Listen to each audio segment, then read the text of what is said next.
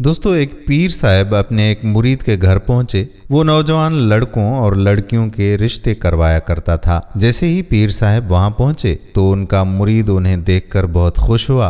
उनकी खूब आओभगत की और उनसे दरियाफ्त किया कि पीर साहब, आज आप मेरे गरीब खाने पर कैसे तशरीफ लाए। पीर साहब बोले कि भाई, तुम मेरे बहुत ही अच्छे मुरीद हो और मुझे तुम पर पूरा एतमाद है, इसलिए मैं तुम्हारे पास अपनी बेटी के रिश्ते के लिए बात करने आया हूँ कि अगर तुम्हारी नज़र में कोई अच्छा रिश्ता हो तो मुझे ज़रूर बताओ। मुरीद कहने लगा कि पीर साहब, मेरे लिए ये बहुत ही एजाज़ की बात है कि आपने मुझ पर भरोसा किया है। मेरी नज़र में बहुत ही अच्छे रिश्ते हैं, मैं अभी उन्हें आपसे मिलवाता हूँ। थोड़ी देर के बाद उसने एक नौजवान को पीर साहब के सामने पेश किया और बताया कि ये हमारे गांव का लड़का है और सबसे बड़े जमींदार का इकलौता बेटा है और बहुत ही शरीफुल नफ्स और समझदार नौजवान है, पढ़ा लिखा है। पीर साहब ने उस नौजवान से पूछा, बेटा तुम क्या काम करते हो? नौजवान ने बताया कि मेरे वालिद साहब की 40 मरबा ज़मीन है और उसी ज़मीन की मैं देखभाल करता रहता हूँ।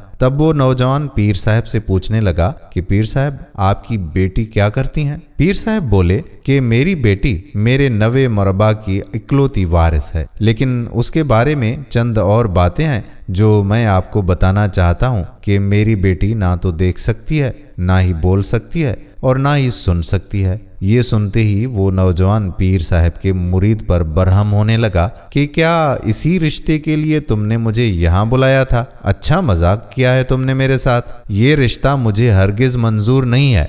ये कहते हुए वो नौजवान वहां से गुस्सा होकर चला गया। मुरीद भी दिल ही दिल में सोचने लगा कि यार, बड़ा ही अजीब मसला है पीर साहब की बेटी के साथ, उनका रिश्ता करवाना तो बड़ा ही मुश्किल हो गया। मगर जैसे ही उसने पीर साहब के चेहरे पर मायूसी देखी तो फौरन बोला कि पीर साहब, आप परेशान ना हो, मेरी नज़र में एक और बहुत ही अच्छा रिश्ता मौजूद है। थोड़ी देर के बाद उसने एक और नौजवान को पीर साहब के सामने पेश किया और पीर साहब से उसका तारुफ करवाते हुए बोला कि पीर साहब, ये निहायत ही काबिल और पढ़ा लिखा नौजवान है, सौमो सलवात का भी पाबंद है। पीर साहब खुद उस लड़के से मुखातिब हुए और बोले, बेटा तुम क्या काम करते हो? तो नौजवान ने जवाब दिया कि वो अभी अभी अमेरिका से अपनी तालीम मुकम्मल करके अपने मुल्क वापस आया है। फिर पीर साहब से उनकी बेटी के बारे में दरियाफ्त करने लगा तो वो पीर साहब बोले कि मेरी बेटी को मालो दौलत की कोई कमी नहीं है, वो इकलौती 90 मरबा की वारिस है,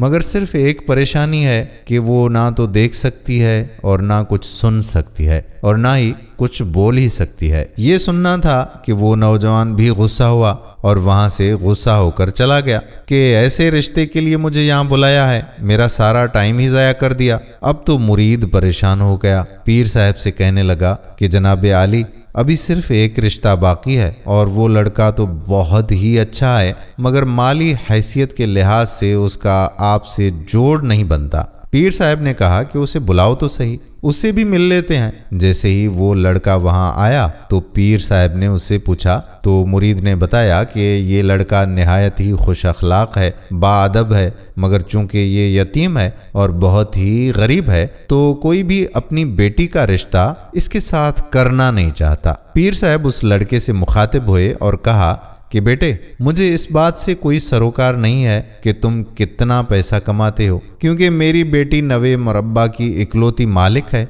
इसलिए उसे तो किसी चीज की कोई कमी है नहीं। मैं सिर्फ ये जानना चाहता हूँ कि क्या तुम ये जानते हुए भी मेरी बेटी को कबूल करने के लिए तैयार हो कि वो ना तो कुछ बोल सकती है और ना ही सुन सकती है और ना ही वो देख सकती है। नौजवान ये सुनकर दिल ही दिल में सोचने लगा और अल्लाह से दुआ करने लगा कि या अल्लाह, मैं इस रिश्ते के लिए हाँ कर रहा हूँ, तुम मेरे हक में बेहतर फैसला करना। लड़के ने जवाब दिया कि जी पीर साहब, मुझे ये रिश्ता कबूल है। वो सब बहुत खुश हुए और एक दूसरे को मुबारकबाद देने लगे।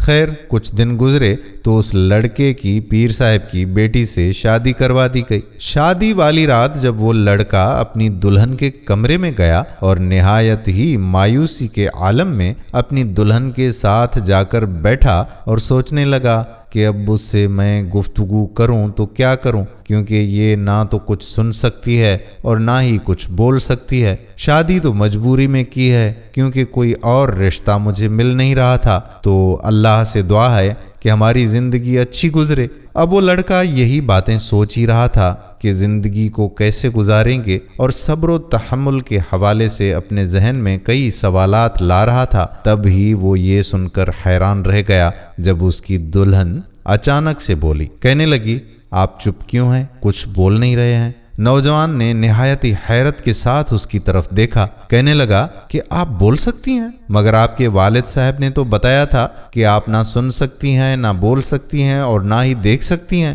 یہ سن کر اس کی بیوی نے جواب دیا کہ اللہ کے فضل و کرم سے میں سن بھی سکتی ہوں، دیکھ بھی سکتی ہوں اور بول بھی سکتی ہوں۔ وہ میرے والد صاحب نے اس حکمت کے تحت بولا ہوگا کیونکہ میں نے آج تک نہ تو کسی نامحرم کو دیکھا ہے، نہ اس کی آواز سنی ہے اور نہ ہی کسی نامحرم سے بات کی ہے۔ یہ سنتے ہی نوجوان کی خوشی کی کوئی انتہا نہ رہی اور وہ اپنے رب کا شکر بجا لانے لگا۔ دوستو، جب ہم اپنے فیصلے اپنے رب پر چھوڑ دیتے ہیں تو ہمارے حق میں ہمیشہ بہتر فیصلے کرتا ہے۔ اللہ سے دعا ہے کہ اللہ پاک ہم سب کے نصیب اچھے فرمائے، آمین۔ دوستو، ہم امید کرتے ہیں کہ ہماری آج کی ویڈیو آپ کو ضرور پسند آئی ہوگی اور اس ویڈیو کو شیئر بھی کریں گے۔